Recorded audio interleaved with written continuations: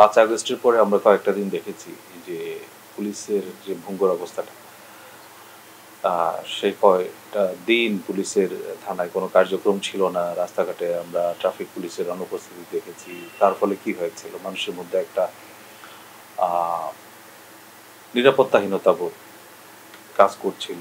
রাস্তাঘাটে ছাত্ররা গাড়ি ট্রাফিক সামলাচ্ছিল। তো ওই পরিস্থিতি থেকে এখন আমরা যে অবস্থায় এসেছি, যে সেটা তো অনেক উন্নতি আমরা বলব। তো আমরা যে অবস্থায় ছিলাম ভঙ্গুর অবস্থা, সেখান থেকে সম্পূর্ণ উঠে দাঁড়িয়েছি। এই যে আমরা এর ভিতরে যদি অপরাধগুলার সংখ্যা আমরা বিবেচনা করি, এখন কিন্তু অপরাধের সংখ্যা হ্রাস পাচ্ছে। মাঝখানে ধরেন অক্টোবর, নভেম্বর, ডিসেম্বর, জানুয়ারি, ফেব্রুয়ারি এভাবে যদি আমরা বিবেচনা করি, একটা সময় ছিল অপরাধের সংখ্যাটা একটু প্রবৃদ্ধি ছিল। এখন সেটা কিন্তু আস্তে আস্তে কমছে। তো আমরা ইতিমধ্যে যেসব কমন অপরাধ ঢাকা মহানগরীতে বিশেষ করে চুরি, ছিনতাই, ডাকাতি এইসবের সাথে যারা জড়িত অনেক একটা মোটা একটা সংখ্যা আমরা গ্রেফতার করছি এবং প্রতি মাসে এটা আমরা করছি। এটা আমাদের প্রতিরোধমূলক কাজের মধ্যে যায়। এর বাইরে যে আমাদের অন্যান্য যে কার্যক্রমগুলো, পুলিশের যে কার্যক্রমগুলো মানুষের চোখে পড়ে না, তার মধ্যে হচ্ছে নিয়মিত কার্যক্রম, যেমন মামলা তদন্ত, বিভিন্ন অপরাধে যাদের বিরুদ্ধে কোর্ট থেকে ওয়ারেন্ট ইস্যু করা হয়েছে সেই ওয়ারেন্ট তামিল করা। তারপরে আপনার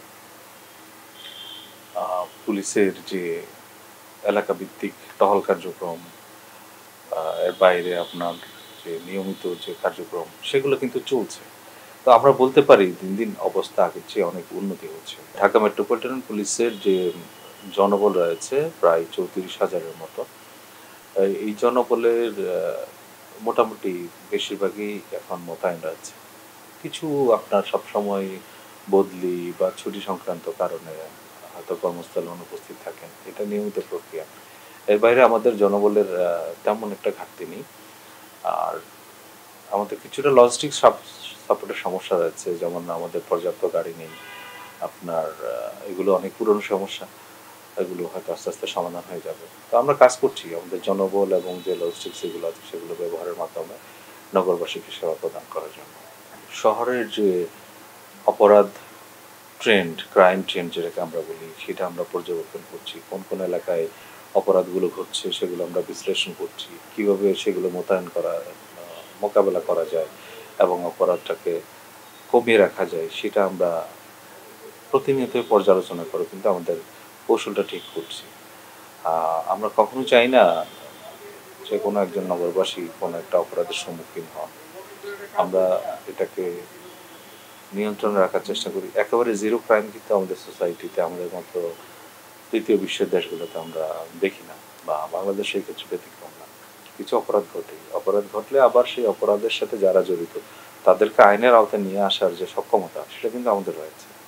আপনি দেখেছেন সম্প্রতি যেসব চাঞ্চল্যকর ঘটনা ঘটেছে, আমরা বেশিরভাগ ঘটনায় আমরা রহস্য উদ্ঘাটনে সক্ষম হয়েছে এবং দ্রুততম সময়ের ভিতরে অপরাধীদেরকে আইনের আওতায় নিয়ে আসতে সক্ষম হয়েছে। তো সার্বিকভাবে বলতে গেলে আমরা পুলিশের পক্ষ থেকে আমাদের যে করণীয়গুলো সেগুলো আমরা করে যাচ্ছি এবং ক্ষেত্র বিশেষে আমরা আমাদের যে সর্বোচ্চ যে সামর্থ্য সেটা প্রয়োগ করছি এবং এক্ষেত্রে নগরবাসী যারা রয়েছেন তাদের কাছ থেকে আমরা কিছুটা সহযোগিতা প্রত্যাশা করি। সহযোগিতাটা এই মর্মে যে যখন ধরেন আপনার বাসা বাড়িতে আপনি মূল্যবান মালামাল রেখে যাবেন, আপনি সেটা ঠিকঠাক মতো আপনার নিরাপত্তা ব্যবস্থাটা রাখবেন না, এটা একটা সমস্যা। যারা বিভিন্ন জায়গায় দেখা যায় তারা একটা মূল্যবান একটা ভবন তৈরি করেছেন, বাট ভবনের নিরাপত্তা নিয়ে বিশেষ করে যে সিসি ক্যামেরা লাগানো, সিসি ক্যামেরা থাকলেও অনেক সময় দেখা যায় রেকর্ডগুলো থাকে না। তো ফলে গিয়ে পুলিশের পক্ষে কাজটা করতে কঠিন হয়ে যায়। তারপরে আপনার অনেক সময় আমরা দেখি মানুষজন হয়তো অসচেতনভাবে মূল্যবান সামগ্রী অথবা নগদ অর্থ একসাথে বহন করছে। আমরা বারবার কিন্তু বলছি যে পুলিশি সেবা বা মানি স্পট সার্ভিস আমাদের রয়েছে। আপনার যদি মনে হয় যে কোনো নগদ অর্থ বা দামি কোনো দ্রব্য আপনি এক জায়গা থেকে আরেক জায়গায় স্থানান্তর করবেন, আপনি সহজে কিন্তু আমাদের কাছে সেবা নিতে পারেন। এক্ষেত্রে আমরা সবসময় প্রস্তুত আছি। অনেক সময় মানুষের মধ্যে একটু ধৈর্যচ্যুতি ঘটে। তারপরে আবার অনেক ক্ষেত্রে তাদের একটা মানে বীরত্ব দেখানোর একটা প্রবণতাও লক্ষ্য করা যায়। এর বাইরে আরেকটা জিনিস হতে পারে, সেটা হচ্ছে আপনার আইন নিজের হাতে তুলে নিয়ে বাহবা কুড়ানো। অনেক সময় আমরা এটাও দেখেছি যে অন্যায়ভাবে আইন নিজের হাতে তুলে নিয়ে সেটা ভিডিও করে আবার সামাজিক যোগাযোগ মাধ্যমে ছড়িয়ে দেওয়া। এর মাধ্যমে উনি কি অর্জন করতে চেয়েছেন আমি জানি না। আবার অনেক ক্ষেত্রে দেখা যায় পুলিশের কাজে বাধা প্রদান করে পুলিশকেই তারা অ্যাসল্ট করছে। সেটাও একেবারে অনাকাঙ্ক্ষিত। তো আমরা সার্বিকভাবে যদি বিশ্লেষণ করি, যেসব ঘটনাগুলো ঘটছে সেগুলো একেবারেই অপ্রত্যাশিত এবং আমরা নগরবাসীর কাছে প্রত্যাশা করি তারা নিজ নিজ অবস্থান থেকে পুলিশকে সহযোগিতা করবেন।